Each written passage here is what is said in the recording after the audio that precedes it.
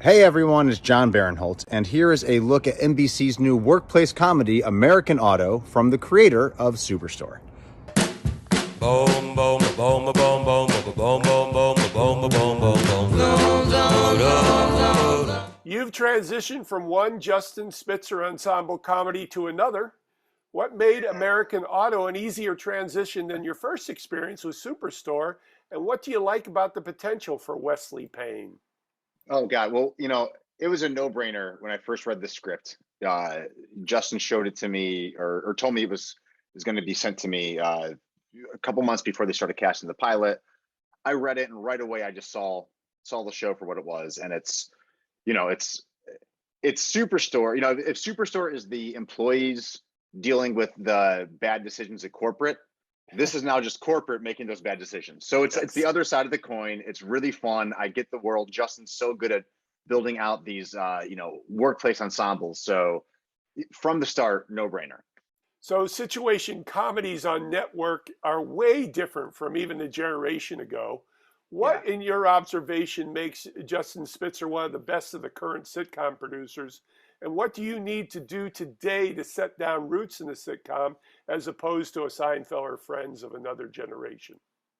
Well, I'll answer the latter question first. I think I don't know, and if you can find that out, let me know because we can make a lot of money together. Very good. I'll keep that in mind. I think the landscape's it's changing nonstop, and this has been the case for the last 20 years, but really in hyperdrive the last couple. I think there's a bit of a revival right now, or a return to the traditional sitcom of these workplace feels, right? That I think it's that nostalgia feel. It's something that's comfortable for folks.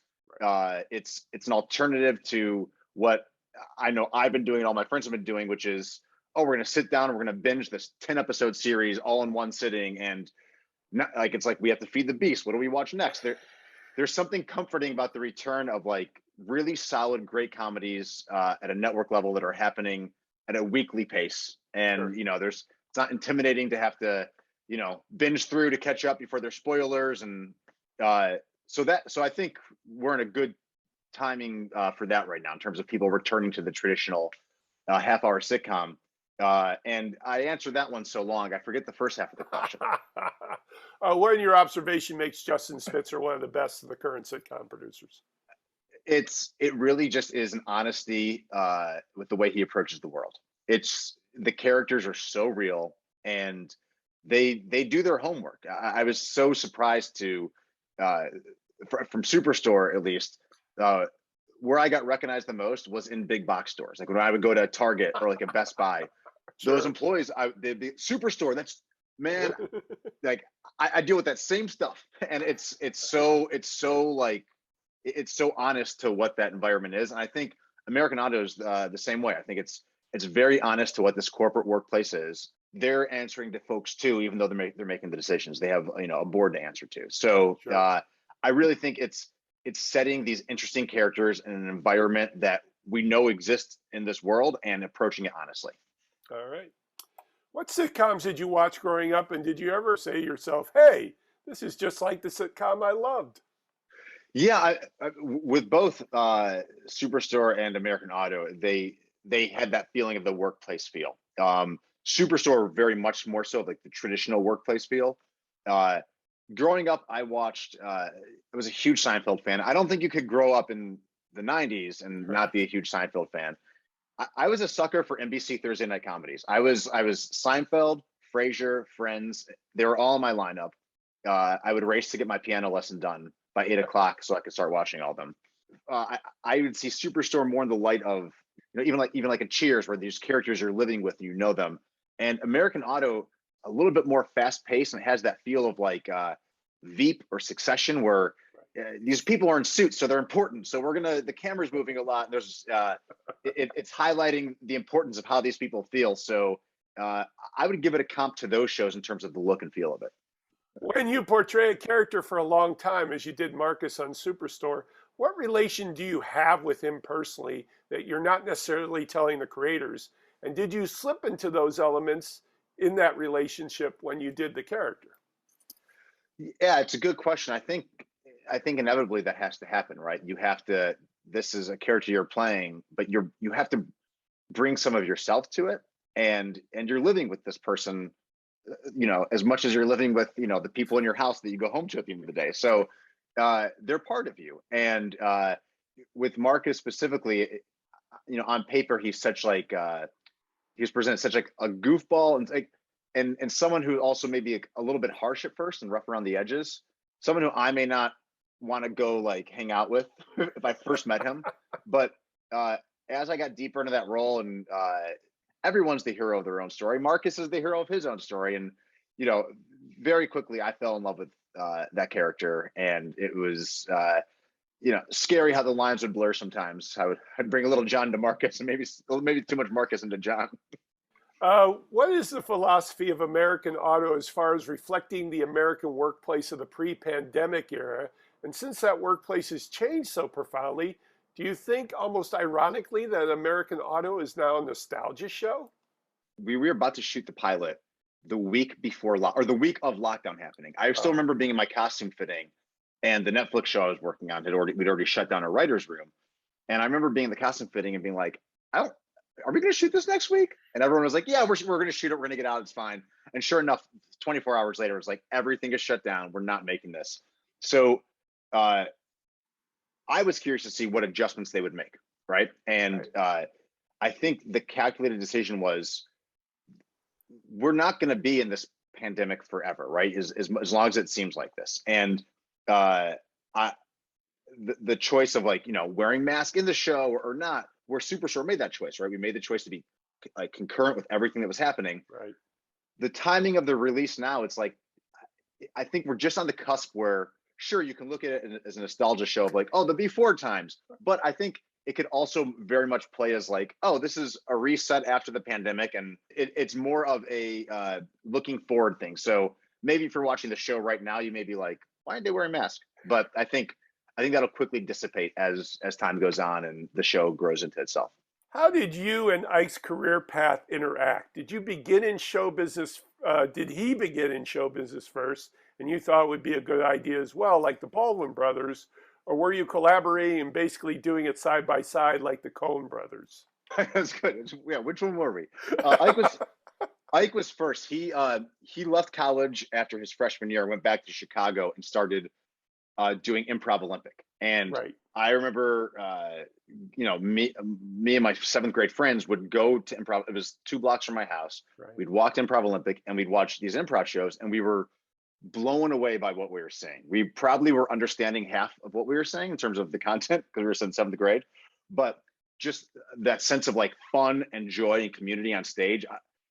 We were, I think they let us go into bar, so you had to be 21 and over, but they just let us kind of sit in the back. Nice. And it was like really thrilling and exhilarating to watch this. And I don't know if I got the bug then, but I knew something was special about performing then. And it wasn't until my sophomore year of college where I was an archaeology major, and then I decided to switch my major for creative writing, because I found out archaeology wasn't being Indiana Jones. And I jumped into some of the performing programs at my school, and I loved it. And right away I was like, I'm going to leave here and go back to Chicago and go to these programs. Upon advice from my brother and my parents, they're like, stick through it, get your degree, then go and do that, which is what I did. And went back to Chicago, went through those programs, never looked back. And yeah, happy to have him, be the trailblazer for it, because it made it that much more tangible and real. The fact that like this is something that you could actually do as a career and you could follow your passion. Since you grew up on the north side of Chicago for a time, what was your favorite neighborhood places to go, and what made living in the city more fulfilling in comparison to others who didn't have that experience? All we knew of like suburb kids were like, oh, it's the suburbs. Like, you don't live in the suburbs, you live in the city. Right. It wasn't until I left the city where I was like, oh, most people live in the suburbs. So to me, it was just very normal. But I think like the access was super exciting. And we were like, they've now called the neighborhood something else. I think back in the day it was Lakeview, but now it's like Lakeview North. So it was like Buena and Inner Lakeshore Drive, essentially. Yeah, like Irving and Lakeshore. So yeah, favorite spots around the corner in our house. Our local pizza place is called Bojono's. and it's great. I mean, it sounds like an Italian name, but it's two Polish guys. One's name is Bo and one's name is John, and they just called it Bojonos. But it's one of the best thin crusts in the city. Like when I still go back, it's one of my first stops there. Nice. So love Bojonos. And in high school and in college, I worked night staff at Second City. So going to Corcoran's over there was like where you'd go afterwards for a bite after the show at Second City, and then Old Town Ale House was the best dive bar we could go to. I've realized now I'm mentioning only food and bar places, but it's Chicago, so I think that's that's very appropriate. All right, can I get some news on Chicago Party Ant? Are you renewed? We have a second 8 dropping. We don't have news on renewal yet, but we have second 8 dropping this year. When I say this year, I think it's going to be this quarter. We're still waiting on the exact release date, but yeah, we're so excited to get the second half of this story out there so people can see it, because it goes, I think we ramp up in the second half in such a fun way. Well, what can we expect for Diane Dombrowski coming up? You can expect, just her taking it easy, not really boozing, hanging in, she's chill. No, she's out of her mind in the second age. It's a nonstop booze fest, and she's taking everyone along for the ride, whether they want it or not. I think you'll see a little bit more collaboration between her and the RuPaul character Gideon, as they kind of jump into business venture together. And Daniel kind of goes on his own, who is he path, and his own walkabout.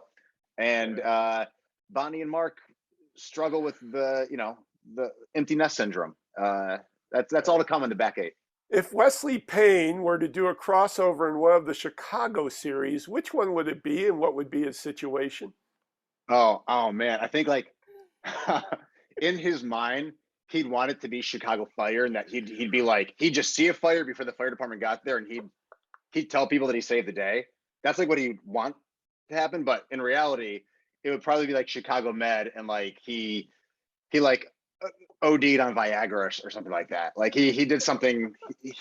He did something unmedically safe for personal gain and wound up in the ER. Is probably the most likely scenario.